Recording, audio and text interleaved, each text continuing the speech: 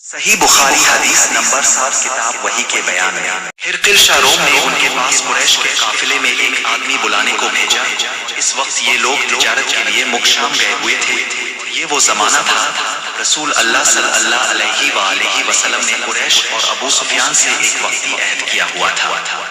جب ابو سفیان اور دوسرے لوگ ہرقل کے پاس الفالہ پہنچے جہاں ہرقل نے دربار طلب کیا تھا، اس کے گرد روم کے بڑے بڑے لوگ علماء وزراء عمرا بیٹھے ہوئے تھے۔ ہرقل نے ان کو اور اپنے ترجمان کو بلوایا، پھر ان سے پوچھا کہ تم میں سے کون شخص مدعی رسالت کا زیادہ قریبی عزیز ہے؟ ابو سفیان کہتے ہیں کہ میں بول اٹھا کہ میں اس کا سب سے زیادہ قریبی رشتہ دار ہوں۔ یہ سن کر ہرقل نے حکم دیا کہ اس کو ابو سفیان کو میرے قریب لا کر بٹھاؤ، اس کے ساتھیوں کو اس کی پیٹھ کے پیچھے بٹھا دو۔ پھر اپنے ترجمان سے کہا کہ ان لوگوں سے کہہ دو کہ میں ابو سفیان سے شخص کے یعنی محمد صلی اللہ علیہ وآلہ وسلم کے حالات پوچھتا ہوں۔ اگر یہ مجھ سے کسی بات میں جھوٹ بول دے تو تم اس کا جھوٹ ظاہر کر دینا۔ ابو سفیان کا قول ہے کہ خدا کی قسم، اگر مجھے یہ غیرت نہ آتی کہ یہ لوگ مجھ کو جھٹلائیں گے تو میں اب صلی اللہ علیہ وآلہ وسلم کی نسبت ضرور غلط گوئی سے کام لیتا۔ خیر پہلی بات جو ہرقل نے مجھ سے پوچھی وہ یہ کہ اس شخص کا خاندان تم لوگوں میں کیسا ہے؟ میں نے کہا وہ تو بڑے اونچے عالی نسب والے ہیں۔ کہنے لگا اس سے پہلے بھی کسی نے تم لوگوں میں ایسی بات کہی تھی؟ میں نے کہا نہیں۔ کہنے لگا اچھا اس کے بڑوں میں کوئی بادشاہ ہوا ہے؟ میں نے کہا نہیں۔ پھر اس نے کہا بڑے لوگوں نے اس کی پیروی اختیار کی ہے، کمزوروں نے؟ میں نے کہا نہیں، کمزوروں نے۔ پھر کہنے لگا اس کے تابعدار روز لوٹے جاتے ہیں، کوئی ساتھی پھر بھی جاتا ہے؟ میں نے کہا نہیں۔ کہنے لگا کیا اپنے اس دعوی نبوت سے پہلے کبھی کسی بھی موقع پر اس نے جھوٹ بولا ہے؟ میں نے کہا نہیں، اور اب ہماری اس سے صلح کی ایک مقررہ مدت ٹھہری ہوئی ہے، معلوم نہیں وہ اس میں کیا کرنے والا ہے۔ ابو سفیان کہتے ہیں میں اس بات کے سوا اور کوئی جھوٹ اس گفتگو میں شامل نہ کر سکا۔ ہرقل نے کہا کیا تمہاری اس سے کبھی لڑائی بھی ہوتی ہے؟ ہم نے کہا ہاں۔ بولا پھر تمہاری اور اس کی جنگ کا کیا حال ہوتا ہے؟ میں نے کہا لڑائی ڈول کی طرح ہے، کبھی وہ ہم سے میدان جنگ جیت لیتے ہیں اور کبھی ہم ان سے جیت لیتے ہیں۔ ہرقل نے پوچھا وہ تمہیں کس بات کا حکم دیتا ہے؟ میں نے کہا وہ کہتا ہے کہ صرف ایک اللہ ہی کی عبادت کرو، اس کا کسی کو شریک نہ بناؤ، اپنے باپ دادا کی شرک کی باتیں چھوڑ دو اور ہمیں نماز پڑھنے، سچ بولنے، پرہیزگاری اور صلہ رحمی کا حکم دیتا ہے۔ یہ سب سن کر پھر ہرقل نے اپنے ترجمان سے کہا کہ ابو سفیان سے کہہ دے کہ میں نے تم سے اس کا نسب پوچھا تو تم نے کہا کہ وہ ہم میں عالی نسب ہے، پیغمبر اپنی قوم میں عالی نسب ہی بھیجے جایا کرتے ہیں۔ میں نے تم سے پوچھا کہ دعویٰ نبوت کی یہ بات تمہارے اندر اس سے پہلے کسی اور نے بھی کہی تھی تو تم نے جواب دیا کہ نہیں۔ تب میں نے اپنے دل میں کہا کہ اگر یہ بات اس سے پہلے کسی نے کہی ہوتی تو میں سمجھتا کہ اس شخص نے بھی اسی بات کی تقلید کی ہے جو پہلے کہی جا چکی ہے۔ میں نے تم سے پوچھا کہ اس کے بڑوں میں کوئی بادشاہ بھی گزرا ہے؟ تم نے کہا کہ نہیں۔ تو میں نے دل میں کہا کہ ان کے بزرگوں میں سے کوئی بادشاہ ہوا ہوگا تو کہہ دوں گا کہ وہ شخص اس بہانہ اپنے آبا و اجداد کی بادشاہت ان کا ملک دوبارہ حاصل کرنا چاہتا ہے۔ اور میں نے تم سے پوچھا کہ اس بات کے کہنے یعنی پیغمبری کا دعویٰ کرنے سے پہلے تم نے کبھی اس کو دروغ گوئی کا الزام لگایا ہے؟ تم نے کہا کہ نہیں۔ تو میں نے سمجھ لیا کہ جو شخص آدمیوں کے ساتھ دروغ گوئی سے بچے وہ اللہ کے بارے میں کیسے جھوٹی بات کہہ سکتا ہے۔ اور میں نے تم سے پوچھا کہ بڑے لوگ اس کے پیرو ہوتے ہیں، کمزور آدمی؟ تم نے کہا کمزوروں نے اس کی اتباع کی ہے، تو دراصل یہی لوگ پیغمبروں کے متبعین ہوتے ہیں۔ اور میں نے تم سے پوچھا کہ اس کے ساتھی بڑھ رہے ہیں، کم ہو رہے ہیں؟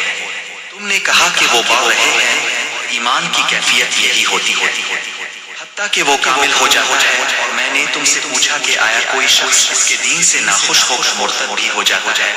تم نے کہا نہیں۔ تو ایمان کی خاصیت بھی یہی ہے کہ دلوں میں اس کی مسرت ریچھ بس جائے، وہ اس سے لوٹا نہیں کرتے۔ اور میں نے تم سے پوچھا کہ آیا وہ کبھی عہد شکنی کرتے ہیں؟ تم نے کہا نہیں، پیغمبروں کا یہی حال ہوتا ہے، وہ عہد کی خلاف ورزی نہیں کرتے۔ اور میں نے تم سے کہا کہ وہ تم سے کس چیز کے لیے کہتے ہیں؟ تم نے کہا کہ وہ ہمیں حکم دیتے ہیں کہ اللہ کی عبادت کرو، اس کے ساتھ کسی کو شریک نہ ٹھہراؤ، تمہیں بتوں کی پرستش سے روکو، سچ بولنے اور پرہیزگاری کا حکم دیتے ہیں۔ لہٰذا اگر یہ باتیں جو تم کہہ رہے ہو وہ سچ ہیں، ان قریب وہ اس جگہ کا مالک ہو جائے گا کہ جہاں میرے یہ دونوں پاؤں ہیں۔ مجھے معلوم تھا کہ وہ پیغمبر آنے والا ہے، مگر مجھے یہ معلوم نہیں تھا کہ وہ تمہارے اندر ہوگا۔ اگر میں جانتا کہ اس تک پہنچ سکوں گا تو اس سے ملنے کے لیے ہر تکلیف گوارا کرتا۔ اگر میں اس کے پاس ہوتا تو اس کے پاؤت ہوتا۔ ہرقل نے رسول اللہ صلی اللہ علیہ وآلہ وسلم کا وہ خط منگایا جو اپنے دہا کلبی رضی اللہ عنہ کے ذریعہ حاکم بصری کے پاس بھیجا تھا۔ اس نے وہ ہرقل کے پاس بھیج دیا تھا۔ پھر اس کو پڑھا تو اس میں لکھا تھا، اللہ کے نام کے ساتھ جو نہایت مہربان اور رحم والا ہے۔ اللہ کے بندے اور اس کے پیغمبر محمد صلی اللہ علیہ وآلہ وسلم کی طرف سے یہ خط ہے شاروم کے لیے۔ اس شخص پر سلام ہو جو ہدایت کی پیروی کرے۔ اس کے بعد میں آپ کے سامنے دعوت اسلام پیش کرتا ہوں۔ اگر آپ اسلام لے آئیں گے تو دین و دنیا میں سلامتی نصیب ہوگی۔ اللہ آپ کو دوہرا ثواب دے گا، اور اگر آپ میری دعوت سے روگردانی کریں گے تو آپ کی رعایا کا گناہ بھی آپ ہی پر ہوگا۔ اور اے اہل کتاب، ایسی بات پر آ جاؤ جو ہمارے اور تمہارے درمیان یکساں ہے، وہ یہ کہ ہم اللہ کے سوا کسی کی عبادت نہ کریں اور کسی کو اس کا شریک نہ ٹھہرائیں، نہ ہم میں سے کوئی کسی کو خدا کے سوا اپنا رب بنائے۔ پھر اگر وہ اہل کتاب اس بات سے منہ پھیر لے تو مسلمانوں، تم ان سے کہہ دو کہ تم مانو نہ مانو، ہم تو ایک خدا کے اطاعت گزار ہیں۔ ابو سفیان کہتے ہیں، جب ہرقل نے جو کچھ کہنا تھا کہہ دیا، خط پڑھ کر فارغ ہوا تو اس کے ارد گرد بہت شور و غوغا ہوا، بہت سی آوازیں اٹھیں، ہمیں باہر نکال دیا گیا۔ اب میں نے اپنے ساتھیوں سے کہا کہ ابو کبشہ کے بیٹے حضرت صلی اللہ علیہ وآلہ وسلم کا معاملہ تو بہت بڑھ گیا، دیکھو تو اس سے بنی اسفر روم کا بادشاہ بھی ڈرتا ہے۔ مجھے اس وقت سے اس بات کا یقین ہو گیا کہ حضور صلی اللہ علیہ وآلہ وسلم ان قریب غالب ہو کر رہیں گے، حتیٰ کہ اللہ نے مجھے مسلمان کر دیا۔ راوی کا بیان ہے کہ ابن ناطور الفالاف الحاکم ہرقل کا مصاحب اور شام کے نصری کا لاف پادری بیان کرتا تھا، ہرقل جب الفالاف آیا ایک دن صبح کو پریشان اٹھا تو اس کے درباریوں نے دریافت کیا کہ آج ہم اپنی حالت بدلی ہوئی پاتے ہیں، کیا وجہ ہے؟ ابن ناطور کا بیان ہے کہ ہرقل نجومی تھا، نجوم میں وہ پوری مہارت رکھتا تھا۔ اس نے اپنے ہم نشینوں کو بتایا کہ میں نے آج رات ستاروں پر نظر ڈالی تو دیکھا کہ ختنہ کرنے والوں کا بادشاہ ہمارے ملک میں غالب آ گیا ہے۔ بھلا اس زمانے میں کون لوگ ختنہ کرتے ہیں؟ انہوں نے کہا کہ یہود کے سوا کوئی ختنہ نہیں کرتا، سو ان کی وجہ سے پریشان نہ ہو۔ سلطنت کے تمام شہروں میں یہ حکم لکھ بھیجیے کہ وہاں جتنے یہودی ہوں سب قتل کر دیے جائیں۔ وہ لوگ انہی باتوں میں مشغول تھے کہ ہرقل کے پاس ایک آدمی لایا گیا جسے شاہ غسان نے بھیجا تھا۔ اس نے رسول اللہ صلی اللہ علیہ وآلہ وسلم کے حالات بیان کیے۔ جب ہرقل نے سارے حالات سن لیے تو کہا کہ جا کر دیکھو وہ ختنہ کیے ہوئے ہے آنے۔ انہوں نے اسے دیکھا تو بتلایا کہ وہ ختنہ کیا ہوا ہے۔ ہرقل نے جب اس شخص سے عرب کے بارے میں پوچھا تو اس نے بتلایا کہ وہ ختنہ کرتے ہیں۔ تب ہرقل نے کہا کہ یہی محمد صلی اللہ علیہ وآلہ وسلم اس امت کے بادشاہ ہیں جو پیدا ہو چکے ہیں۔ پھر اس نے اپنے ایک دوست کو رومی خط لکھا اور وہ بھی علم نجوم میں ہرقل کی طرح ماہر تھا۔ پھر وہاں سے ہرقل حمص چلا گیا۔ ابھی حمص سے نکلا نہیں تھا کہ اس کے دوست کا خط اس کے جواب میں آ گیا۔ اس کی رائے بھی حضور کے ظہور کے بارے میں ہرقل کے موافق تھی کہ محمد صلی اللہ علیہ وآلہ وسلم واقعی پیغمبر ہیں۔